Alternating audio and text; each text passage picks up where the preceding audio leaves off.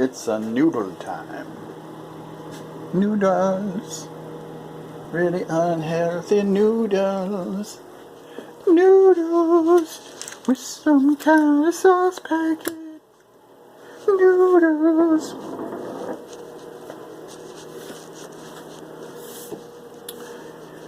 Everybody's capitalizing on the mass shooting again, which I'm pretty sure we have like what, 2 or 3 a year,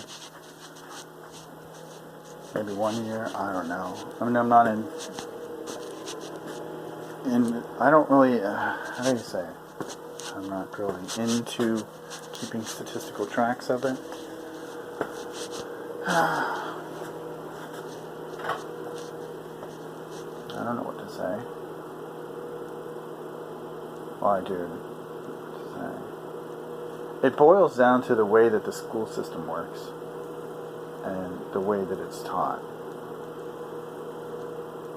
It has, at the fundamental core of it, I have not heard anyone actually tell the truth.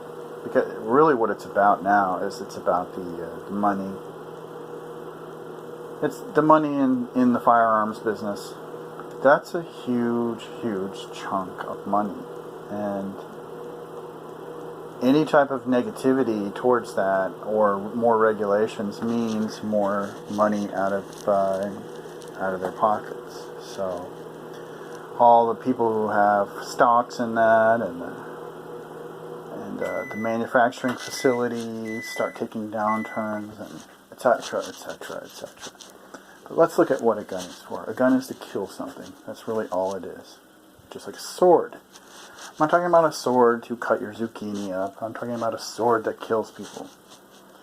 You don't, take a giant saber and use it to cut your zucchini. Although you can. But it's not really designed for that. That's what the point is.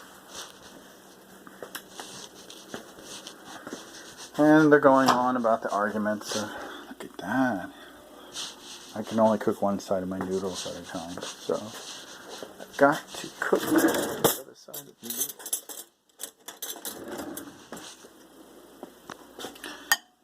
I'm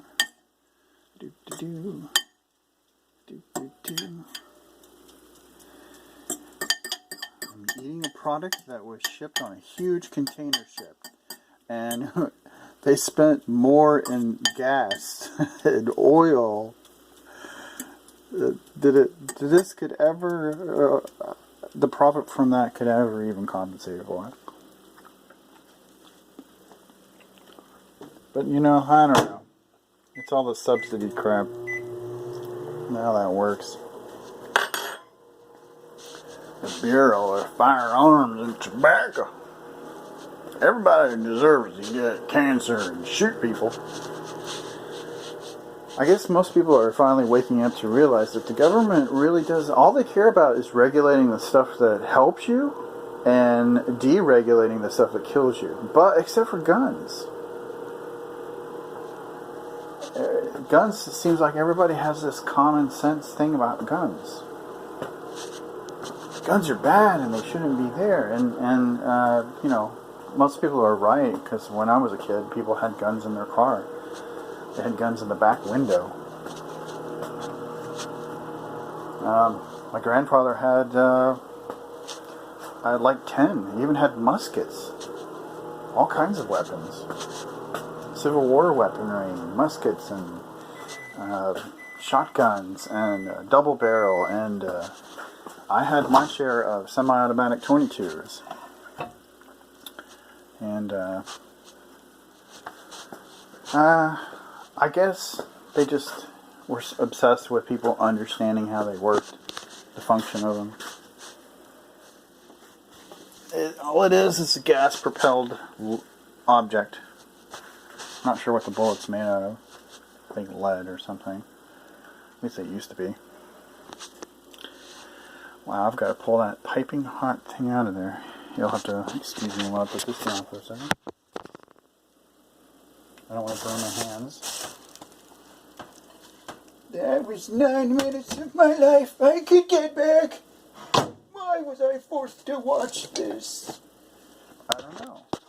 Stop clicking on it then. You ask me.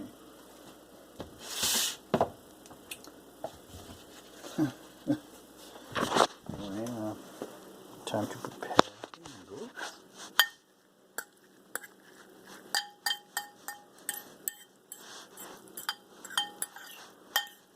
I always add a little less water because I don't like soupy noodles.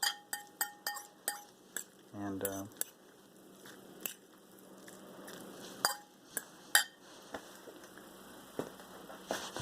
dun, dun.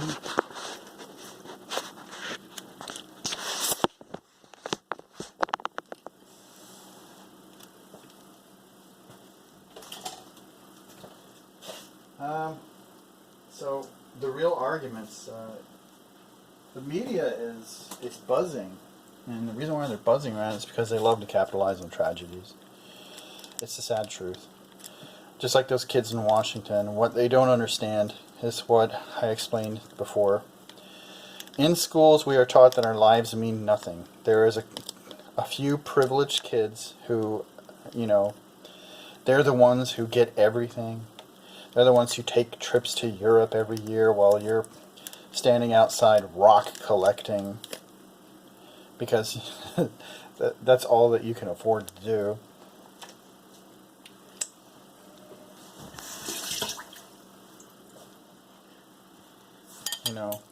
Your childhood hobbies consisted of stick collecting and rock collecting, then you might understand where I'm coming from.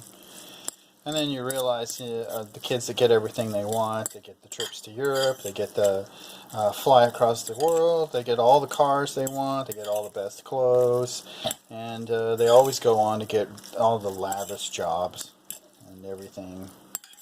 Their world is perfect because they never understand or anything from the other perspective. It's a dark sarcasm, just like the Pink Floyd song says. The teachers are there mostly just to get a paycheck, and I wouldn't say that about every teacher. Some of them there actually care about the kids, some of the kids, and what they'll tell you is the same thing that they all tell you, which is that they can't save every one of them, but they'll try to get a few. And some of them actually have really bad intents. The Breaking Bad series was about a teacher who was selling drugs and basically killing his kids. He was responsible for a lot. I would say maybe 40% of what happened to an entire generation of people who are absolutely horribly, they use the word addicted to drugs, is what they would call it. Drug is like a Russian word. But this is what the real truth of it is that he came up with a cheap way to what he called perforate the cells to increase the ionic voltage in the nervous system, which gave people a massively good feeling all at once. But the problem is that it perforated the cells, which, if you understand that, it's like taking a knife and stabbing someone in the back. So, yeah, it kills them. It kills the cells. So that was the drug that he was peddling. He was pushing that. And so what it essentially turned out to be was that the high that the children got was it.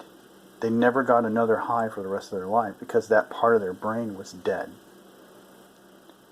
It was completely dead. Now, the guy never answered for it, you see.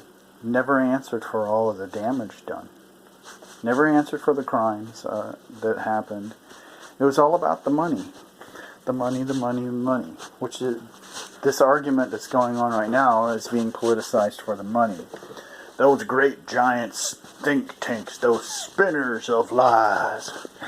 And they're going to shove around the Bible and God's point of view, which, they're all God's spokesmen when they're all flying to different countries to tell about people about God. But God never shows up in person to talk about anything. So,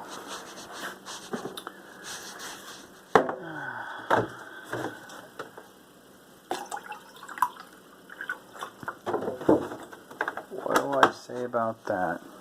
You can go two ways here. You can here's what happens in Washington, okay? Here's the bullshit that happens.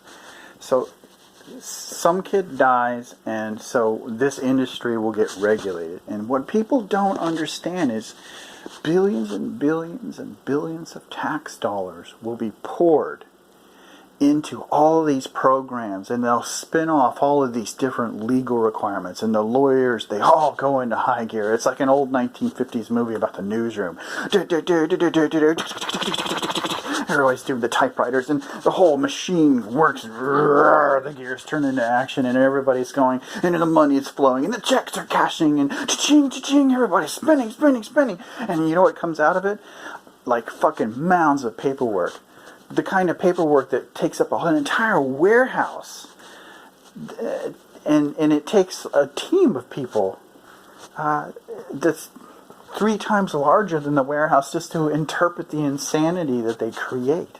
And all these bills are going to make it, and they always put some really nice label on it. And the bill is always, if you've learned anything, which I've learned, it's always the opposite of what it means. Like when the Florida legislature passed the right to work state. We're a right to work state. It doesn't mean that.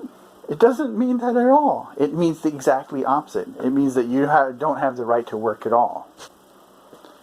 You don't have the right to demand more money from your employer, and your employer has every right to fire you for any fucking reason that they want. They don't like the color of your skirt that day. Or your just anything. It's just anything at all they can get rid of you for. Your performance metrics were down. And that affects the bottom line, which really is about what it's about.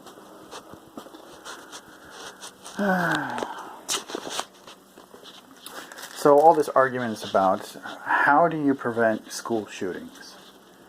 You want to know how you prevent school shootings? You teach kids that their lives are valuable. But how do you do that in this country? Because in this country, all we care about is sports. I mean, either your kids look like they're 30 years old and they're on hormones when they're 12, and they're primed for the sports teams and they're going to make it into college, or they're fucked and they're going to be working minimum wage, unless you were smart enough to save it for a college tuition.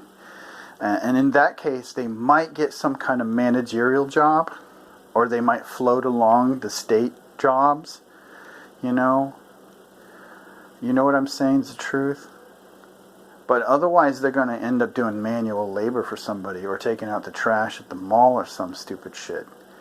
And in some way, they may get lucky, and they may find some other single niche job where there's only like 0.001% of them available. And of course, those are the ones they always do the videos on. I was 0.1001% of the persons who got this job in the country, and you can succeed if I did too. And it's like, oh shit. You could drop 1 million tennis balls from a plane, and what are the odds of one of those tennis balls actually hitting someone on the head? Statistically. I would love for somebody to show me that. Well, I guess it depends on how densely populated the area is, and if they're standing out in the open, or if there's obstructions. But what does that have to do with what I'm talking about? That this issue of the gun control, it directly affects their financial bottom line. So they'll fight tooth and nail for it. But they already know that it doesn't make a difference. What makes a difference is keeping hormonal teenagers from accessing weapons of mass destruction. That makes more sense. But it's still not going to stop it. It won't stop it, because it'll still happen. Someone will be cold and calculating about it.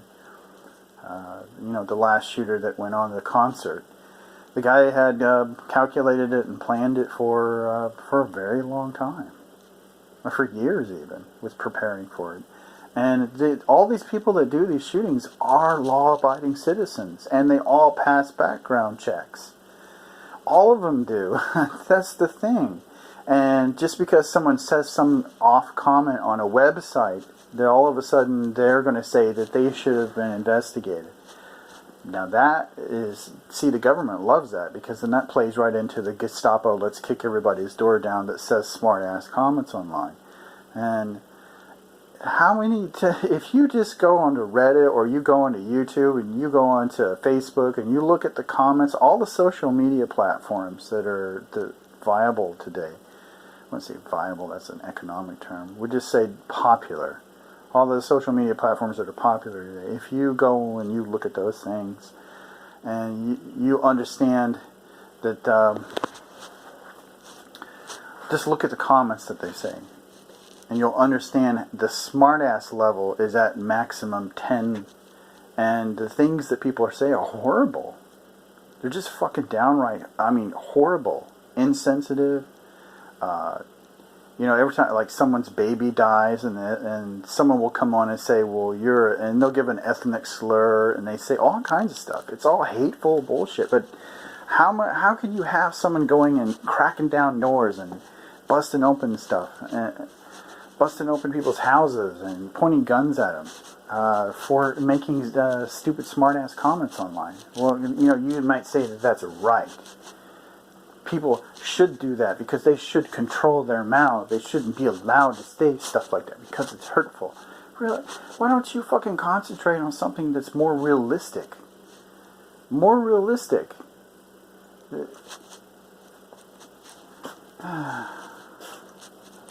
I could go down this avenue for 4 hours. I could lay this out for you. Let's look at the amount of guns that were sold in this country and shipped to other countries. And then you're going to understand what you're cracking into. Right? Guns being sold in this country are shipped abroad. Everywhere. Our guns that are manufactured here are the police force guns that are overseas. Massive amounts of them are sold. It's a huge industry. And that's what they're afraid of. When something like this happens and the kids go up and they say, you need to minimize access to guns because someone died, it's the same argument for drugs. It's the same argument for the free speech and the freedom of religion. If someone died because of religion, should we crack down on religion? But then what happens in Congress is they create a bill. They pour billions of dollars into creating enforcement actions. And what they don't advertise is the consequences of those enforcement actions. Someone, like a suspect fleeing, like when I was a kid, you could only use deadly force if the subject was a threat to your life or other people's lives.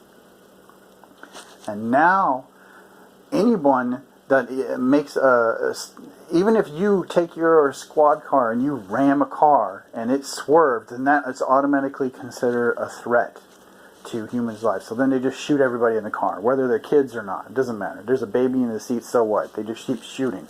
Shoot, kill everybody. That way there's no witnesses. That would never have happened 20 years ago. That would have been a fucking tragedy. And they would have covered it up. They would have paid billions of dollars just to make everyone shut up about it, make it go away, and then erase the records. And yeah, they can do that. And they have done it. But what happens when someone is fleeing because of a traffic ticket? Is that an endangerment? No, it's not. It's not. And what happens is you get psychopathics in the rank. You get psychopathic killers that put on badges and they love the high of shooting people. And that's really what the infestation is. And now you have this problem of the badge, the code of honor of protecting those people, protecting the psychopaths. And they got in the system, they passed all the training, and now they're out there just killing willy-nilly. So, using simple, dumbass terms, they're killing for the high, is what it is. I mean, they're getting high off of killing people. And any chance they get that they can interpret a situation where they can shoot someone, they do it. And the most horrible shit you have ever seen in your entire life, kids getting in the crossfire because a parent got scared and they had the fight or flight reaction and they didn't know what to do, and they're protecting their kids. And they know. I mean, they're in one of those counties where people get pulled over, they just get shot when they have handcuffs on in the back of a car, so they immediately know that it's corrupt. And so they're fleeing to another county just so they don't get killed. And you know what happens? All the kids died. The kids got shot. And How does this translate? This is what I'm talking about. Is it escalates. These laws escalate, and that's what they're trying to do. Is every time someone says, well, my kid died because people are texting, so we have to do enforcement actions. So let's load our law enforcement up with more vests, more grenades, more guns, more AKs, more automatic weapons. So why? Will you use a P9? Oh, who cares? Whatever fucking guns that they choose, the government chooses to buy at a discount rate because they have a discount card. It's the same thing over and over again. And the enforcement action is money. It's a contract. And people don't understand that, but it's a contract to take human lives. And ultimately what the system is its ultimate evil is that all it does is cause more destruction. It does not cause any solution. The solution that you should be looking at is why the kid had no value for his life.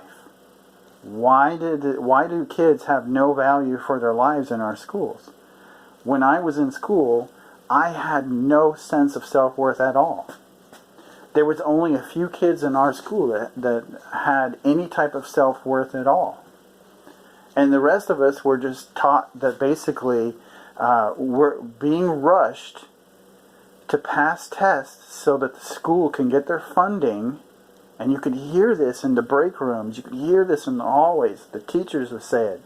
It is a subversive, dark culture that's in the classroom. It has always been there. And this is what is at the heart of it.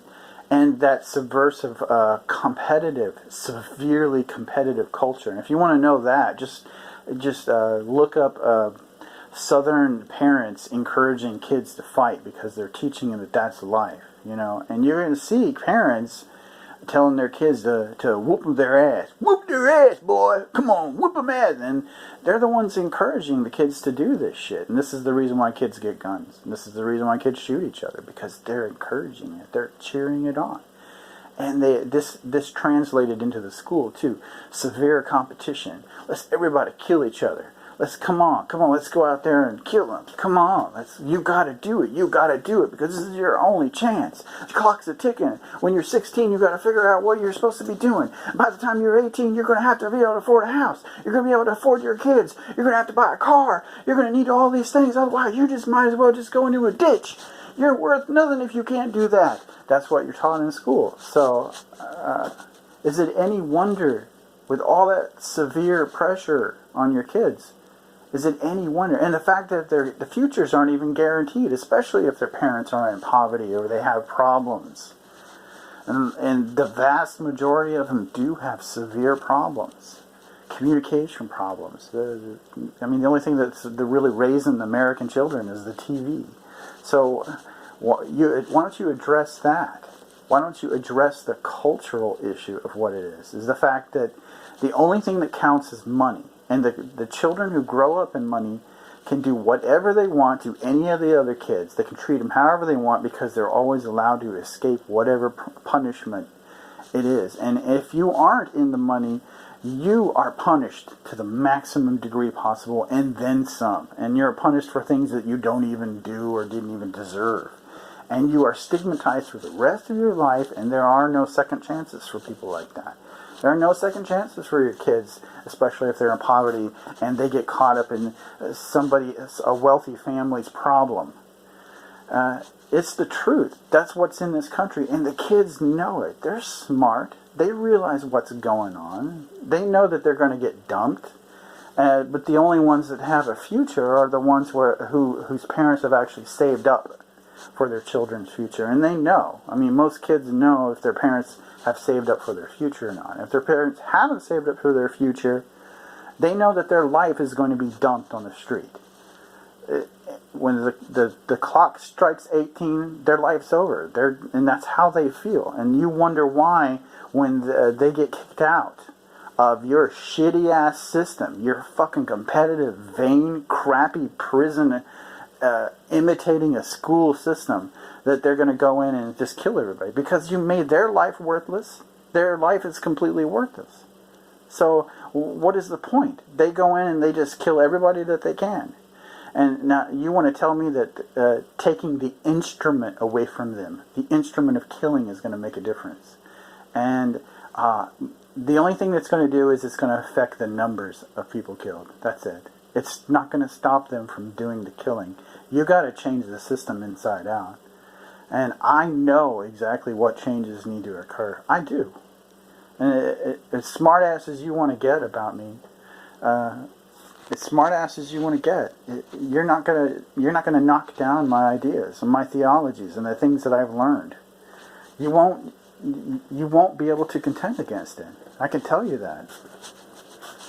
The American school system is modeled after prisons. The hourly, quarterly bell ringing and running to the next subject.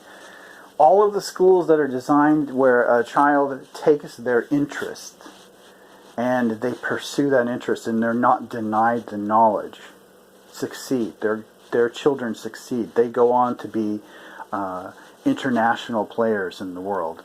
They go on to do very great things. But our system is designed the opposite, and they specifically designed it that way. They designed this periodic system of the rushing from one room to the other.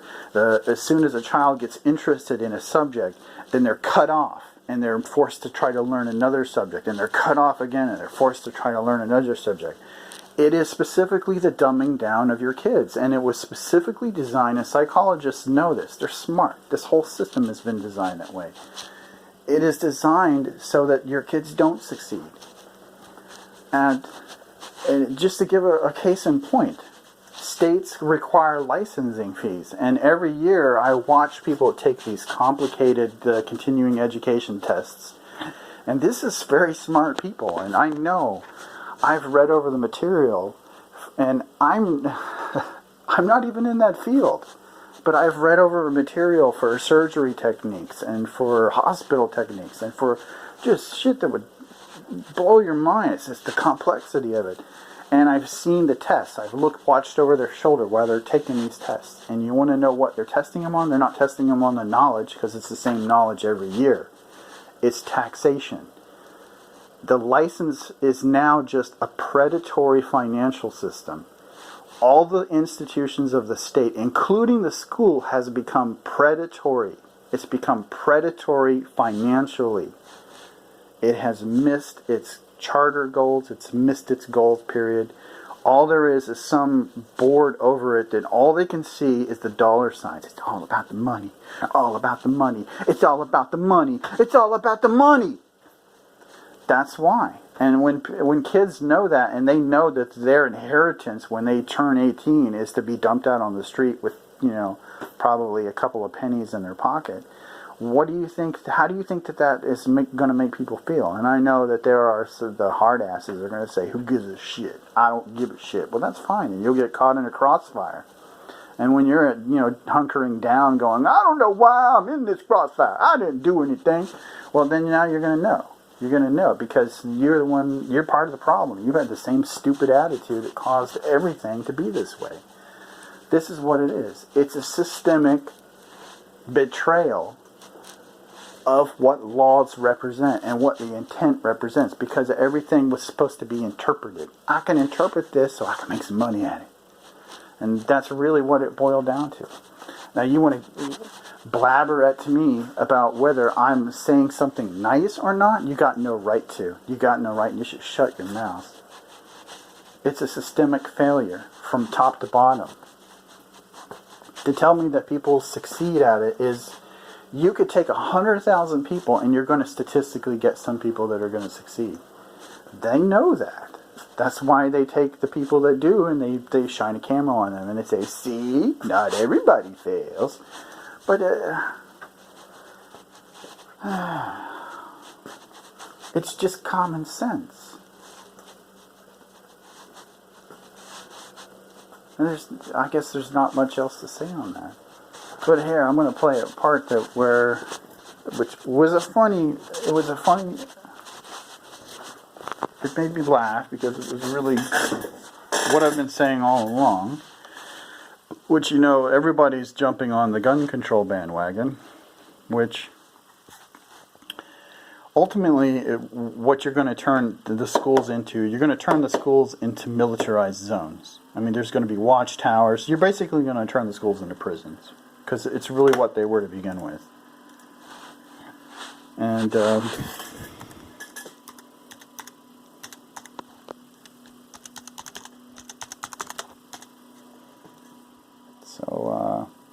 see if I can figure out where it was. The homicide rate involving the use of guns has declined significantly.